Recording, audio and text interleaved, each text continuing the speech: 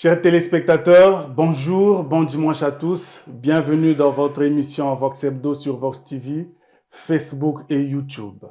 Avec moi sur ce plateau, Jean-Clotaire Imbou, directeur des publications de Présence économique, Albert Mianzukuta, directeur des publications de la Semaine africaine, Déborah Francisca Nielenga, journaliste. Bonjour à tous. Bonjour. Bonjour. Au débat, l'annonce des négociations entre la RDC et le M23. La dénonciation des organisations de la société civile de la détention arbitraire au site de la CNCS de la Tchémé et le rebondissement de la situation d'affermage de EKRC. Suivons cet élément pour aborder notre premier sujet. La République démocratique du Congo pourrait être à la veille d'une nouvelle étape dans la crise du M23. La présidence angolaise a annoncé mardi soir, à l'issue d'une brève visite du président congolais Félix Tshisekedi, la tenue des négociations directes entre Kinshasa et l'AFC M23. Cette annonce a suscité des réactions contrastées à Goma, ville sous occupation du M23 depuis janvier dernier. C'était ouf de soulagement pour nous, la population civile. Parce que vous savez, les armes n'imposent pas la paix. Ok? C'est les négociations qui peuvent faire en sorte que non, voilà, et la population puisse vivre avec une tranquillité. Peu importe la voie que ça va prendre, seul l'appel nous concerne, c'est la négociation qui va devenir nous sommes d'accord. Bon, à tout d'accord. Sur son compte X, ancien Twitter, Tina Salama, porte-parole du président Félix Tshisekedi, s'est exprimée avec prudence, je cite, « Nous prenons acte et attendons voir la mise en œuvre de cette démarche de médiation angolaise. Nous rappelons par ailleurs qu'il existe un cadre préétabli qui est le processus de Nairobi et nous réaffirmons notre attachement à la résolution 2773. » À Goma, certains habitants restent sceptiques quant au retour de la paix durable après les dialogues. S'il n'y a pas les sérieux dans l'applicabilité, au moins des consensus ou des décisions qui ont été prises, alors ces mouvements vont encore renaître.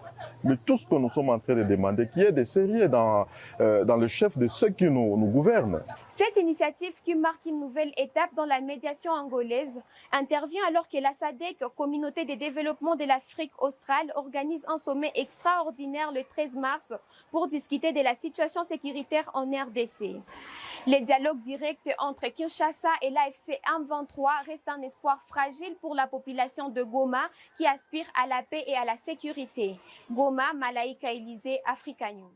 Nous avons vu que les négociations vont avoir lieu entre la RDC et le M23. Et il y a même une date qui est annoncée. Normalement, c'est le 18 mars. Alors, Albert, qu'est-ce qui a pu motiver le président Tshisekedi d'accepter cette fois-ci de dialoguer avec le M23? Parce que lui, il était toujours contre cette option. Qu'est-ce qui a motivé le président? Mais c'est le contexte. Nous avons vu que le M23 est allé de succès en succès militaire. Donc, ça n'est pas seulement Goma, ça n'est plus seulement Bukavu, c'est d'autres localités autour de ces villes, les 3, 4, 5 premières villes de la République démocratique du Congo, qui sont aujourd'hui aux mains du M23. Alors, face à cela, les rodomontades du président Tshisekedi affirmant, oui, si jamais il touche à un seul cheveu d'un de mes compatriotes ici, je déclenche la foudre et j'anéantis le Rwanda. Tout cela, une foudre qui n'a jamais aussi déclenché. Qui n'a jamais déclenché. Et donc, tout cela paraît aujourd'hui bien loin et bon, une manière comme une autre de prendre position, une position d'un dirigeant d'un pays le plus peuplé de la sous-région à tout le moins. Et donc, voilà, tout cela ne rime à rien. Dans tous les cas, il fallait quand même savoir que lorsqu'il y a une guerre comme celle-là et qu'on accepte le principe de la négociation unit toujours deux protagonistes. Donc, ici, c'est la République démocratique du Congo incarnée par le président Tshisekedi, et puis le M23 qui, au travers de ses ramifications multiples, est vu tantôt sous la figure de Nanga, tantôt sur la figure de Kagame, d'ailleurs, le président du Rwanda et d'autres. Alors, tout cela donc devait arriver à un point commun parce que tout cela devait s'arrêter. Vous ne pouvez pas camper uniquement sur les positions comment dire, je ne serre pas la main au pantin lorsque votre peuple est massacré à longueur de journée, parce que finalement, Pantin, sans doute, mais Pantin est efficace sur le terrain. Il comptait sur la défense de Bukavu, la défense de Goma, la défense.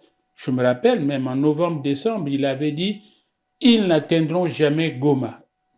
Aujourd'hui, faire une déclaration comme celle-là serait risible si le sujet n'était pas aussi douloureux. Mais bon, voilà. Donc, qu'est-ce qui a poussé? C'est le contexte. Félix Tshisekedi n'avait plus le choix. La seule option qui se présentait à lui, c'est de serrer la main de M23. Oui, effectivement, le président Tshisekedi n'a pas de choix dans cette situation parce que de façon naturelle, les armes n'ont jamais amené à quelque chose de bon. On ne peut pas avancer en faisant parler les armes. Le dialogue dans cette situation, dans toute situation de conflit, le dialogue demeure le meilleur moyen pour aboutir à la paix, pour aboutir à quelque chose de bon. Bon, ce qui est surprenant dans ce dialogue qui est annoncé, c'est il semblerait qu'il y ait beaucoup d'hésitation du côté de Kinshasa. Parce que la première annonce qui a été faite, c'est la République d'Angola qui a fait l'annonce de ce dialogue après la visite du président Tshisekedi. Alors, quand on voit du côté de Kinshasa, on observe une sorte d'hésitation parce que déjà le porte-parole du gouvernement disait que le gouvernement, récemment, il a déclaré que le gouvernement ne va pas négocier avec, entre guillemets, des bandits. Il ne va pas négocier. Moi, je me demande pourquoi une telle allégation. Pourquoi ne pas négocier? Alors, si Kinshasa, le gouvernement Kinshasa, par l'entremise de son porte-parole, parle de ne pas aller au dialogue avec, entre guillemets, des bandits, alors qu'est-ce qui expliquerait que le gouvernement d'Angola ait pu annoncer ce dialogue-là? Je ne crois pas que le président Lourenço l'ait fait de son propre chef, sans qu'il y ait eu accord du président Tshisekedi. Et du côté du M23, il y a eu également un communiqué que le mouvement a publié, qui a circulé également sur les réseaux sociaux. Le M23 se dit prêt à aller à ce dialogue. Mais le M23 également se méfie de Kinshasa qui n'exprime pas clairement sa position. Est-ce que Kinshasa ira à ce dialogue ou pas? On ne le sait pas. Et nous, dans cette situation, il faudrait bien que le gouvernement de Kinshasa donne clairement sa position. Il ne faudrait pas qu'on laisse toute la tâche à l'Angola. Donc, mais de façon générale, tout le monde, que ce soit au niveau de Kinshasa, là, quand je parle au niveau de Kinshasa, là, je descends au niveau de la population, que ce soit à l'est du pays, que ce soit au niveau africain, au niveau sous-régional, tout le monde aspire à ce dialogue afin qu'on qu'on cesse de faire parler les armes parce que la population, on a trop souffert, trop de millions de morts. Et cette affaire ne concerne pas seulement Kinshasa, ne concerne pas seulement la RDC. Nous qui sommes les voisins immédiats, nous sommes concernés. La sous-région tout entière, l'Afrique tout entière est concernée. Et donc tout le monde aspire à ce dialogue-là que nous appelons de tous nos voeux. Jean-Claude, tel que Francisca l'a dit, est-ce que ce dialogue finalement aura lieu? Est-ce que vous pensez que ce dialogue peut avoir lieu? D'une manière ou d'une autre, ce dialogue aura lieu, quoi que l'on en fasse. Et d'ailleurs, vous n'êtes pas en train de rapprocher les choses. Actuellement, il y a à Kinshasa un procès des généraux, qui ont abandonné la troupe et qui ont détalé de Goma. Il ne faudrait pas oublier que Goma, ça a été en 2 jours près de 3000 morts. En 2 jours. Et il faut reconnaître au président angolais cette capacité de vouloir imposer ce dialogue pour arrêter ce qui est en train de se passer sur le terrain, parce que tout simplement, l'armée, les forces de défense et de sécurité de la RDC ont montré leurs limites et qu'ils ne peuvent pas continuer à aller vers ce type de massacre. La réalité du terrain pousse aujourd'hui les Angolais, qui en connaissent quelque chose en termes de guerre, de se dire que, bon, il faut qu'on estime quand même à arrêter tout cela. Donc, le choix de l'interlocuteur à qui l'on doit serrer la main ne compte plus. D'autant plus que le Rwanda n'accepte pas d'être montré comme étant le parrain du M23 dans cette opération. Donc, il faut bien qu'il y ait quelqu'un. Il faut bien qu'il y ait l'une des parties prenantes qui sont reconnues aujourd'hui. Les deux sont bien le gouvernement, la RDC et le M23. Parce que, pourquoi est-ce que j'ai commencé par Kinshasa pour le procès qui est en train de se dérouler? Jusqu'à aujourd'hui, la RDC n'a toujours compté que sur les forces étrangères. Et quand vous êtes un négociateur, vous le savez très bien que la MONUSCO ne s'engagera pas, parce que ce pays, depuis Kabila fils, avait toujours demandé à la MONUSCO de s'en aller. Et ce qui devait leur permettre justement de monter une armée purement nationale qui devait débouter les rebelles hors de la RDC. Mais l'on se retrouve aujourd'hui sur le terrain avec finalement les armées qui proviennent de la zone sud du continent, donc, et pour lesquelles Ramaphosa a eu assez de problèmes dans son propre pays avec la mort d'une douzaine de jeunes sud-africains, et pour lesquels la pression est en train de monter, en se disant que, mais écoutez, laissez-les continuer à se battre là-bas, puisqu'ils n'arrivent pas à comprendre et à sortir de cette situation depuis une trentaine d'années aujourd'hui. Lorenzo, il a tout compris, comme tout le monde d'ailleurs. Et puis finalement, n'oubliez pas que sur ce plateau, on était en train de se dire que nous avons aussi une expérience là-dessus. Donc, c'est plus facile d'aller vers les autres pour se dire comment est-ce que l'on fait. Maintenant, pour le reste, on sauve la face. C'est pas vraiment le terme qu'il faut utiliser, mais c'est la réalité. L'Angola est en train de sauver la face de la RDC. Et c'est à la RDC de saisir cette opportunité pour ne pas connaître... Avez-vous l'impression que la RDC est en train de saisir cette balle-là? Parce que jusque-là, c'est comme si la RDC ne s'est pas encore stabilisée sur... Non, la population de la RDC, vous venez de voir les images, tout le monde vous dit que oui, mais c'est une très bonne chose. Le doute, c'est est-ce que vraiment les autres, ils vont quand même arriver jusqu'au bout? Je crois que la RDC est piégée par le discours de son président de la République, qui a voulu rouler les mécaniques, et puis en se rendant compte aujourd'hui qu'ils n'en avaient pas assez d'haltères pour soulever, et que donc ils n'ont pas assez de cartes en main. Et que finalement, bon, il faudrait bien qu'il y ait quelqu'un qui puisse le leur dire. Je ne pense pas qu'il y ait un président aujourd'hui dans la sous-région qui aurait pu tenir ce discours à Tshisekedi s'il n'allait pas le rembarrer dans les minutes qui suivaient. Or là, il ne peut pas le faire devant les Angolais. Albert, finalement, si ce dialogue peut y avoir, quels peuvent être les termes en négociation au niveau de cette rencontre entre les M23 et la RDC? De mon point de vue, le si ne se pose même plus. C'est un dialogue qui s'imposera d'une manière ou d'une autre. Il aura lieu. Et donc les termes, c'est d'abord l'arrêt des hostilités. Ensuite viendront la négociation et les subtilités autour de cette situation dure quand même depuis plus de 30 ans.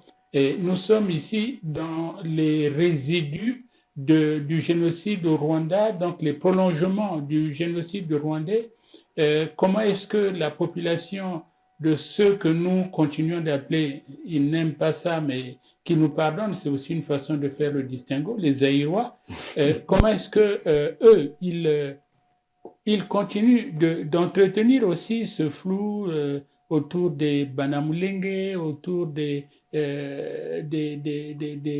rwandophones parfois qu'ils appellent de manière un peu dédaigneuse les nilotiques, etc. Bon, tout Tutsi n'est pas forcément, je veux dire, pro-Kagame. Ça, il faut aussi le comprendre. Et en 30 ans, les populations qui ont été chassées par les violences multiples qui sont répétées dans cette zone est africaine, aussi bien au Rwanda, d'abord en premier, qu'au Burundi, qu'en République démocratique du Congo. Mobutu s'est cassé les dents autour de cette situation. Toutes ces situations ont fomenté un maestria explosif qui fait qu'aujourd'hui, on ne peut plus dire c'est X Kamere a été en prison à Kinshasa. Il est rwandophone, peut-être rallié à Tshisekedi aujourd'hui. Durablement ou pas, on verra. Mais toutes ces situations prouvent que nous sommes en face de la marche d'un monde qui se mélange, qui concocte tous les ingrédients ou de l'entente ou de la mésentente au fur et à mesure que nous poussons, qui eût dit hier que Kagame serait condamné aujourd'hui par la Grande-Bretagne. Donc, toutes ces choses-là font que la marche du monde se fait avec des ingrédients que nous engageons au fur et à mesure que nous poussons dans l'histoire. Ok, merci. Ce qu'il faut retenir, c'est que ce dialogue aura bien lieu, peu importe quelle manière, mais il faut que ce dialogue se tienne pour épargner des violences la population de la RDC. Nous allons aborder donc notre deuxième sujet, c'est la dénonciation des détentions arbitraires au site de la CNSS, de la Tchémé. Eh bien, c'est ça, là, le message lancé, c'est là le message des organisations de défense des droits de l'homme. À cause du non-respect des procédures judiciaires liées à la détention arbitraire des présumés jeunes délinquants au site CNSS Tchémé, suite à l'opération Coup de poing, ces défenseurs des droits de l'homme dénoncent une violation de la loi pénale.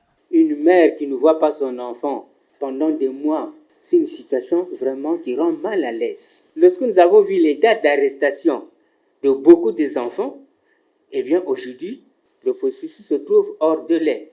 La loi a donné un délai pour la détention provisoire. C'est 6 mois. Dépasser 6 mois, et si le dossier n'est pas traité, à ce moment-là, on doit rendre la liberté à tous ceux qui sont concernés. Selon les sources judiciaires, environ 200 jeunes sont détenus au site CNSS de la Tchémé sur les 2000 interpellés en 2024. Nous appelons à l'arrêt de l'opération Coup de poing parce que c'est une opération émaillée de graves violations des droits humains, disparition forcée, torture, mauvais traitement, etc. En novembre, le porte-parole du gouvernement, il a évoqué le chiffre de 2000 personnes arrêtées. C'est officiel. Il n'a pas donné les détails, combien ont été libérés. Ceux qui sont à la CNSS, il est difficile d'avoir un chiffre exact. Parce que c'est un site fermé. La détention arbitraire des présumés jeunes délinquants ont été décriées à ce point de presse en présence des représentants des familles victimes.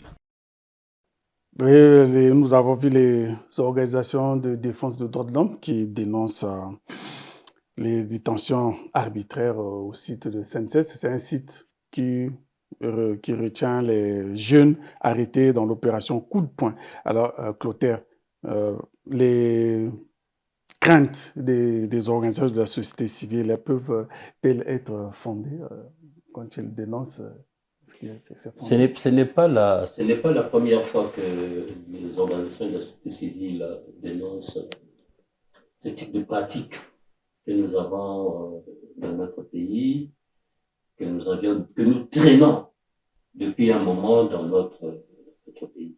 N'oubliez pas que nous avons déjà eu un drame dans ces lieux de détention qu'il y a au commissariat de Chakona. On ne sait même pas. Parce qu'ils redoutent que... Mais c'est parce que justement que ça s'est déjà fait. Et si vous voyez là où se situe ce commissariat, je ne vois pas comment est-ce que l'on peut entasser autant de monde dans des cellules, dans des geôles qu'il y a là et pendant autant de temps. Le fils de policier que je suis peut vous dire que l'une des choses que craignaient nos parents dans les commissariats de police, c'était l'arrivée du substitut du procureur. Parce qu'il fallait à ce qu'il puisse montrer la main courante et dire pourquoi est-ce que tel était là depuis 48 heures et qu'on l'avait pas encore déféré ou qu'il n'y avait pas une enquête quelconque. Et je n'arrive pas à comprendre qu'aujourd'hui, que ces mêmes policiers qui, il y a 40 ans, qui, il y a 50 ans, couraient le soir dans les commissariats pour aller vérifier la main courante avant que le substitut du procureur n'arrive, ne soient plus aujourd'hui même à la mesure de remplir la main courante. Et donc, on s'est abaissé à un tel niveau tel que, aujourd'hui, vous pouvez être dans un lieu de détention, subir des sévices des agents de la force publique et qu'il ne puisse pas y avoir quoi que ce soit. Je crois que c'est quand même important, cet abus de pouvoir qu'il y a là et qui fait que on abandonne dans des commissariats parce que vous allez vous rendre compte que chaque fois qu'il y a un accident ou chaque fois qu'il y a un malheur qui arrive, les pouvoirs publics se rejettent la balle. On va vous dire, ah oui, mais nous, on n'avait pas les moyens pour avoir tout ce monde-là dans nos géoles. En plus, il faut les nourrir. Donc, il y en a de ceux qui ne peuvent même pas venir voir leurs enfants parce qu'ils ne savent même pas où sont détenus les enfants. C'est quand même 2000 qu'on nous a donné comme chiffre officiel avant que l'on se revienne à la petite portion qu'il y a au commissariat là-bas de 200 personnes.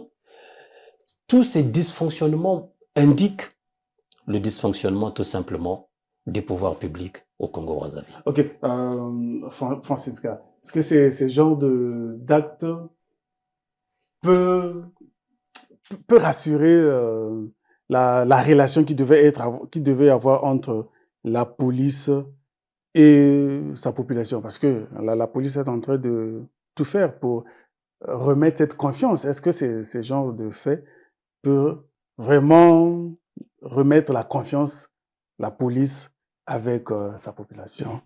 Avant de parler de la confiance, je voudrais quand même renchérir sur ce que mon aîné vient de dire. Vous savez, le problème des détentions arbitraires dans notre pays, c'est un vieux problème et qui jusqu'à aujourd'hui n'a jamais trouvé solution. Et ce problème laisse voir qu'il y a un mauvais fonctionnement, une sorte de rupture entre les services de police et les services de la justice. Parce que quand on appréhende une personne, quels que soient les crimes que l'on reproche à la personne est d'abord présumée innocente.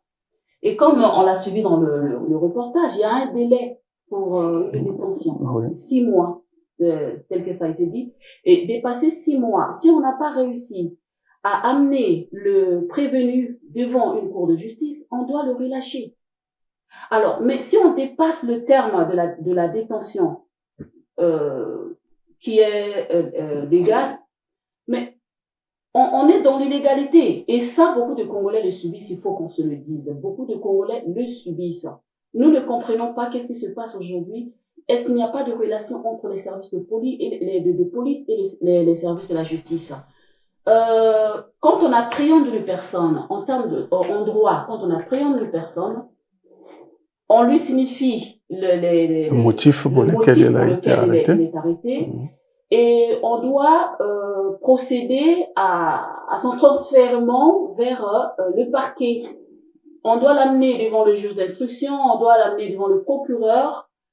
Et si la personne appréhendée n'a pas les moyens de se procurer un avocat, on doit lui donner un avocat commis d'office pour que la procédure puisse se suivre normalement. Mais nous constatons que c'est pas le cas. On peut détenir une personne pendant des mois, voire même des années. La personne n'a pas les moyens. Déjà, tout Congolais, la plupart des Congolais n'ont pas les possibilités de se prendre un avocat. Donc, pendant des mois, pendant des années, la personne peut être là, aucun avocat, aucune procédure judiciaire. Et comme l'a dit mon doyen, il faut les nourrir, il faut aussi les soigner. parce qu'ils tombent malades. Et nous nous demandons est-ce que les services de police qui gardent ces personnes-là ont la possibilité de les nourrir convenablement, ont la possibilité de les soigner si jamais ils tombent malades. Parce que toute personne appréhendée a des droits. Même s'il a commis un crime, il a des droits. Et ces droits doivent être respectés. On est tous Congolais à circuler dans les artères de Brazzaville, circuler dans les villes du Congo. Les gens vous diront clairement que face à un policier, disons à un homme en uniforme, tout le monde a peur. Même moi qui vous parle, je dis que j'aurais peur. Alors, ce n'était pas le cas autrefois. Autrefois, tu te retrouvais dans une situation, dans un lieu qui n'était pas sécurisé. Et quand tu voyais un homme en uniforme venir, tu te sentais en sécurité. Mais aujourd'hui, ce n'est pas le cas. Donc, la police a un gros travail à faire pour redonner confiance à la population. Et dire que toutes ces personnes, je conclue pour dire que toutes ces personnes qui sont arrêtées, qui sont parqués là-bas au niveau de la Tchémé, c'est quelque chose que l'on dénonce. C'est pas normal. C'est pas normal. Il faut vraiment que la police et les services de justice essaient de s'accorder pour essayer de faire fonctionner la machine, en fait. D'accord. Alors, Albert, la police avec la population. C'est comme si les efforts du nouveau directeur général de la police sont comme vains. Non, il faut l'encourager à faire du mieux qu'il peut, parce que c'est sur ce terrain-là que se joue aussi la citoyenneté de demain. Il est là, Monsieur Obami-Itou doit faire tous les efforts qu'il faut, qu'il ne se décourage pas, nous l'encourageons, nous autres de la presse, à prendre son courage. D'ailleurs, les premiers discours qu'il avait fait à sa prise de position nous montraient un type qui était déjà au courant de ce qui se passait. Et puisque je me rappelle qu'une des phrases qui était célèbre à ce moment-là, il avait dit « Si vous aviez l'habitude de faire, moi j'arrête, cessez ». Alors ça veut dire comme l'engagement de quelqu'un qui vient au-delà de la scène en disant « Les réformes, ça n'est pas pour des chiens ». Ok, nous remercions de vos arguments. Donc, la police doit toujours veiller à ce que sa relation avec la population soit sans